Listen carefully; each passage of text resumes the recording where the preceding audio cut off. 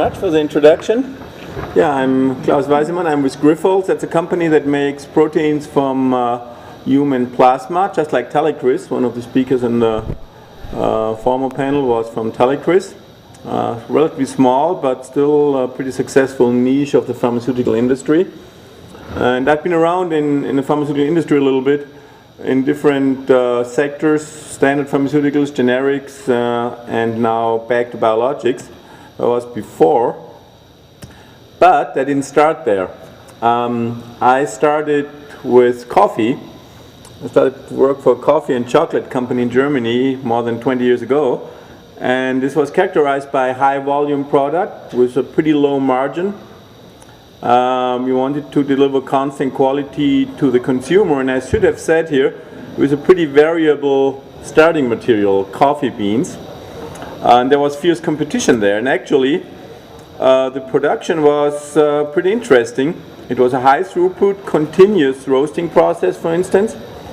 There was online measurements at the time with NIR for water and color that actually then controlled back the process of the roasting to get it to the right color. So PET type, it wasn't called that way at the time, automated feedback to control the roasting process, and the quality assurance was actually done mostly through the process control here, not so much through end product testing.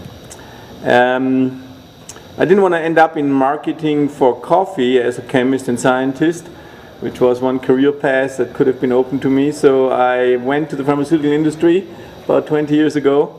And what I found there, I started up being locked up in a lab in R&D, and we had all the shiny instruments and spectrophotometers and spectrometers and NMR, and the prestige of the lab manager was dependent on the price of the instrument he was running.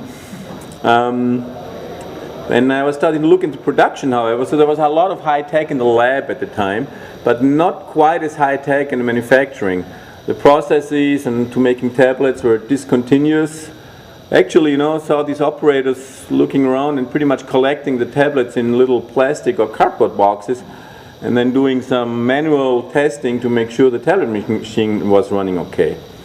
The equipment utilization was low. If you went onto a production floor, mostly nothing was going on, and quality was done by end product testing. That was 91. I'm not sure whether that much has changed by today in this industry. So the change in pharmaceutical manufacturing, in my opinion, has been slow. Don't know where this road is, maybe England. And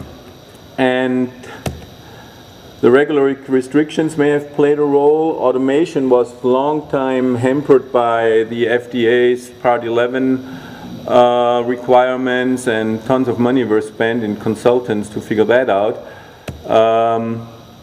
But the environment is changing fast. We have globalization now. We have upcoming countries in pharmaceutical production. India and China very active. I think I don't have exact numbers for you, but most of the active ingredients come from these countries now.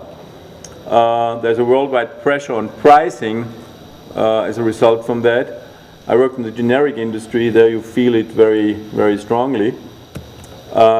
Many countries, as I said, with cheaper labor become players in this industry. So we have a fast changing environment and a slow changing species. So what does that lead us to? Extinction. So we don't want to go in the pharmaceutical. I still have to work like 10 years. I have a daughter in college and one that made me premature grandpa, so I still need to work a little bit here, and I don't want to emigrate very far. I've done my transcontinental traveling so far. So what can we do? Well, I'm personally not exactly a technology user. I bought this cell phone here lately and was getting pretty harsh criticism from my daughters because it's only that, it's a cell phone. Well, you can't get a cell phone without a photo today and whatever, but it's the most simple thing I could get, and my daughter was very, very desperate with me and said, well, you're never going to be able to use an Android. I didn't really care because I didn't know what she was talking about. And that's actually a problem that we are facing today, actually in the very session today that there's a widening language gap between the technology geeks and us normal people. And I didn't understand half of the acronyms that were. It sounded all fascinating that they were using there in the session before. And I still consider myself a scientist, but this automation acronyms are going too fast, and I'm fearing that this may actually hamper the progress that we need to make in this industry instead of helping it. So technology is necessary, don't get me wrong, and I promised my daughter I'm going to get whatever an Android is next time.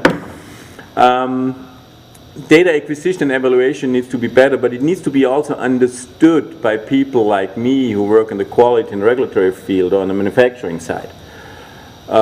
We have a danger in a culture where the automation engineers like you are just talking to each other and understanding each other. Nobody else understands them anymore. That's dangerous.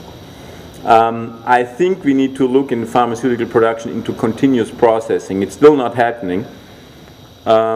And every other industry seems to be able to do it. And more importantly, the technology must come with process understanding. So we need to still understand what's going on. And then it comes down to chemistry and biology for our products. And usually chemists and biologists don't speak software very well, and we need to bridge this gap. And we need to have people who can translate us on both sides of this divide, so that we don't end up controlling processes that we still don't fully understand and that are still subject to variable inputs, controlling them very nicely and precisely and maybe across continents, but still not exactly knowing what's going on. So we need to avoid this black box syndrome, what it is doing now. That's a famous quote of a pilot who was flying a highly automated airplane. I think it was last words or something like that. So that's my concern on the technology side. It's advancing very fast, but to people like me, and I would say there's quite a few around in the pharmaceutical industry who have trouble keeping their cell phone apart from their remote. Actually, I think there are cell phones that can be used as a remote now. It's a language gap that we need to bridge. There's some hope on other fronts. Actually, it came from the regulatory guys. Ali was very active when he was in the FDA. QBD, that's my acronyms now here. So that stands for Quality by Design. PAT, Process Analytical Technology, actually more than just a technology. It's a whole philosophy of making product. The GMPs for the 21st century, ICH, that's for you engineers, that's International Conference of Harmonization. That's the people who try to harmonize the regulations between the three main regions. Q9 and Q10, that's risk management and quality systems. And the overall theme of process understanding. And interestingly, these initiatives were actually, partially at least, driven by the regulatory folks, by FDA, by ICH. And it seemed to go ahead pretty fast. I became a member of an ASTM committee that tried to write, or still trying to write, guidelines for using PAT in the pharmaceutical industry. So 3-4 years ago, there was a lot of optimism in this area, but somehow the industry overall has been reluctant to accept this offer. So why is that? I have some hypotheses, and I put them out here, and we can discuss them later. One is certainly the high cost and the technical expertise and time and money for implementing PAT-type solutions. We tried one. We went pretty far in my former company and had people come in that would help us, but the price tag was pretty significant. And senior management asked, okay, what I'm getting for here? So the payback is not easily defined. Years ago, one of my companies sent me to one of these management seminars, and they told me, well, the best thing to motivate people to do something is if they have an immediate and certain response after their activity. And the response, or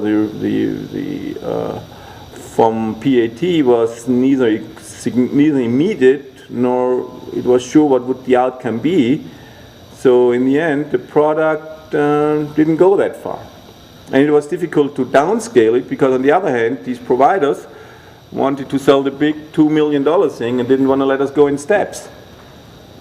Then there's a lack of trust in the industry to the regulators because they can change their mind, and in fact they're doing this right now, it seems. I'm not sure what's happening, but 3 years ago I went to one of these GMP conferences were all about process understanding and GMP for the 21st century, and we need to work together. And I was at the same conference a few months ago, and it was all about yellow crime tape and drawn guns, and they call themselves swift and immediate and aggressive. That's a quote from an FDA guy, not mine. There's also a little bit of lack of specificity in guidelines, Ali, I'm sorry.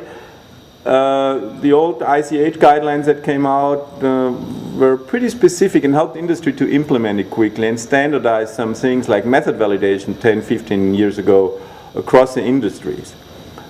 These are general, probably they need to be, but it makes it more difficult. You sit there and scratch your head and say, okay, what does he mean?